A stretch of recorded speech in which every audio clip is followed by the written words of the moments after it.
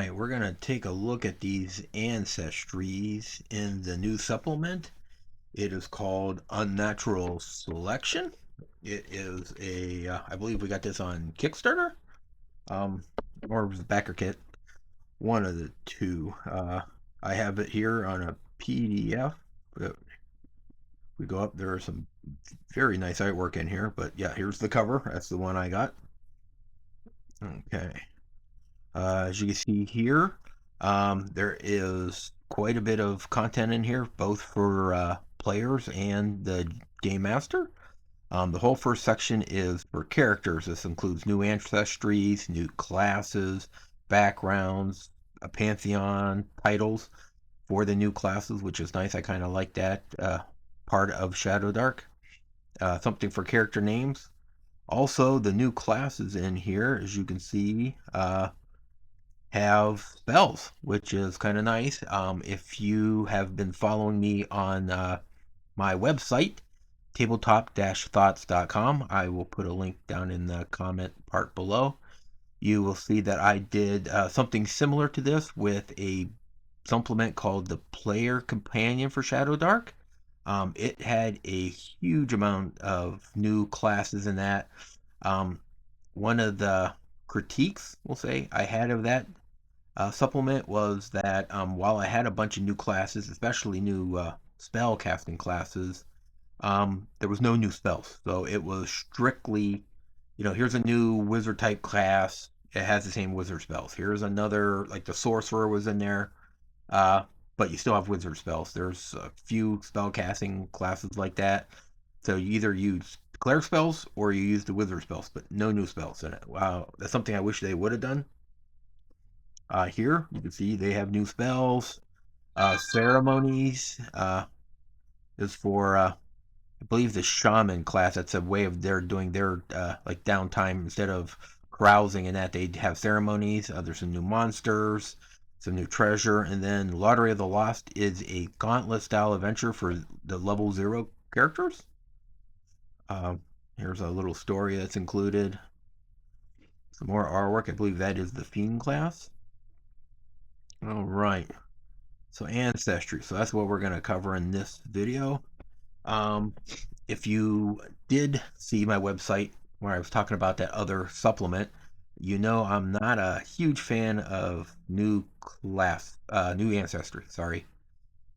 I believe that the ones that they gave us in the book, you could add some, but that module had a bunch of different classes. I mean, sorry, ancestries. But it was reminding me of older editions of Dungeons and Dragons where they broke out different types of dwarves. There was the wood elf and the high elf and the stout heart halflings, and we didn't need all that. So again, not my favorite. Like we have the Shellion, which is a turtle. You get a armored shell, so you get a +1 to your AC. Yeah, but I'm not a fan, especially of animal humanoids. I mean, but some people like to play animals, so they include them. So I guess if that's your thing, hey, you get some more animals in this. Dragonborns, again, you get to be a dragon type person. Those, I believe, were back in, I'm not sure if I remember them in 3rd edition. I definitely know they were in 4th edition. So you get a breath weapon that once a day you can unleash. Okay, so it's not too overpowered. That's not a bad. If you like the Dragonborns, they are back. Forest Elf again, splitting up the elves. Just not my thing, but forest footwork. If you're in a forest, you can move near again without skipping an action on your turn. So it sounds like you get a free move if you're in the forest. So I guess if you're running like a sandbox campaign and you're doing a lot of overland travel, going back and forth to different locations, stuff like that, that might give you a chance to have some kind of encounters in the forest where that would come in. If most of your adventures are happening in like dungeons or old ruins, the forest elf actually doesn't have any extra ability then, because that really only works in the forest. Half troll, again, bringing in monsters into the player characters. I'm not a fan. Like, I didn't really care for the goblin in the core edition. I really wouldn't use those if I ran a campaign because I don't like having monsters characters as playable races or ancestries. It's just monsters are monsters. So when you start actually letting them to be on the good side, that's when it seems strange when they're part of the party and there's a goblin thing and they're just slaughtering them.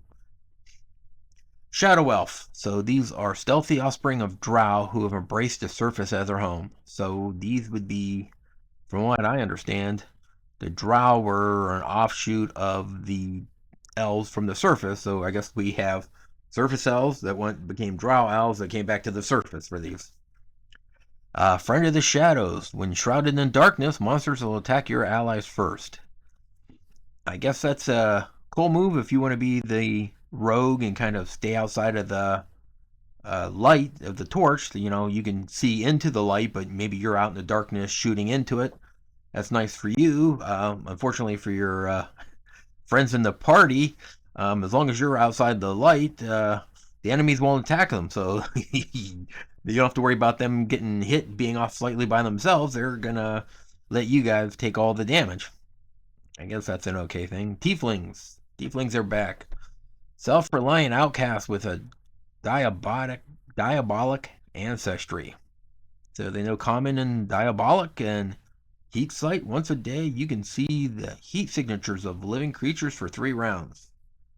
That's a pretty cool ability for an ancestry to have. That would be, I guess, pulling on their diabolic ancestry, that you could see heat signatures. Nice if your torch would go out while you're down in a dungeon.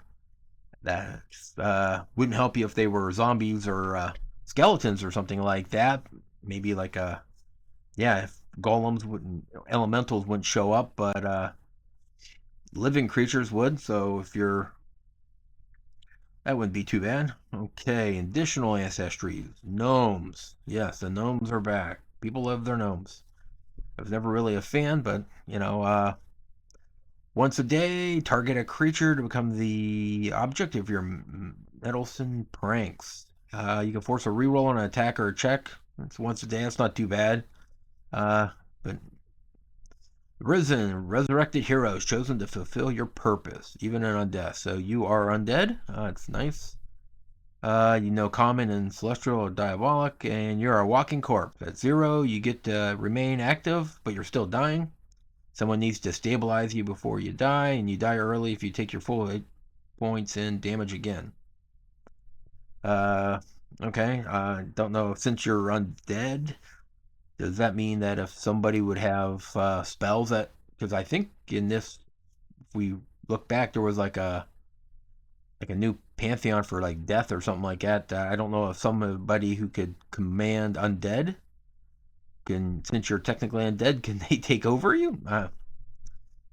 All right, so mycelians, mushroom folk. So we have animals and we have plant people now.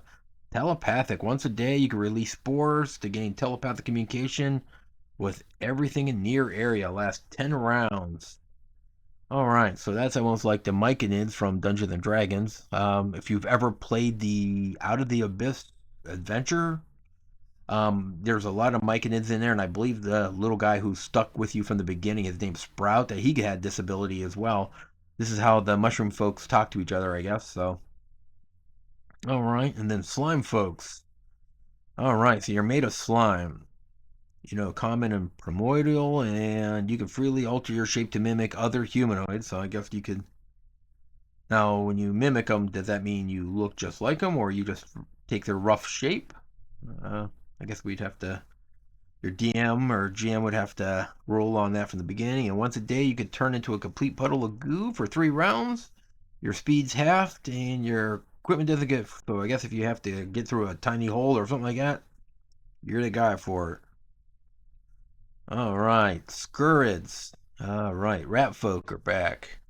Tall as elves, and common and Skurrid, and vibrating whiskers. If they focus, you can sense living beings within near of you, even through doors. Wow, so that makes them really good thieves, I guess. So if you stick them in the front, just have them go so far. So near's roughly what they say, 30 feet in the core book. You could just have your rat friend go ahead of the party, stop every 30 feet, wiggle his whisker, see if there's anything alive within 30 feet, and then move 30 feet. So, I mean, that would be a slow crawl, but I guess you would never have to worry about ambushes or, people hiding from you anywhere because he can tell everybody within like roughly 30 feet of him constantly as long as he focuses. And I don't know if a focus would mean like you spend a turn like focusing or as long as you're like kind of just paying attention. That if that would count almost like if a dog's like sniffing, it can walk and sniff at the same time. So, oh, excuse me. And then Sylvain. So we have plant people as well with leaves and vines and berries growing on them. And they get the ability plant medicine.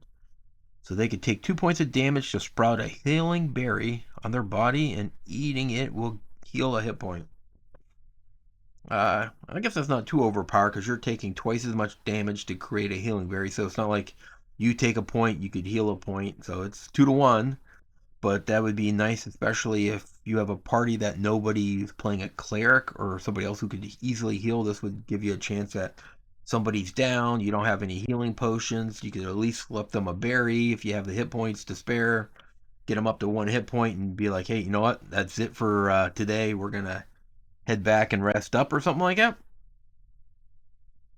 All right, so that looks like it's it for Ancestries. We'll just keep this short. And next time we will come back and we will go through the new classes. Thanks for watching. If you enjoyed this, check out the next video right here. It's packed with more great content. And as always, keep on gaming.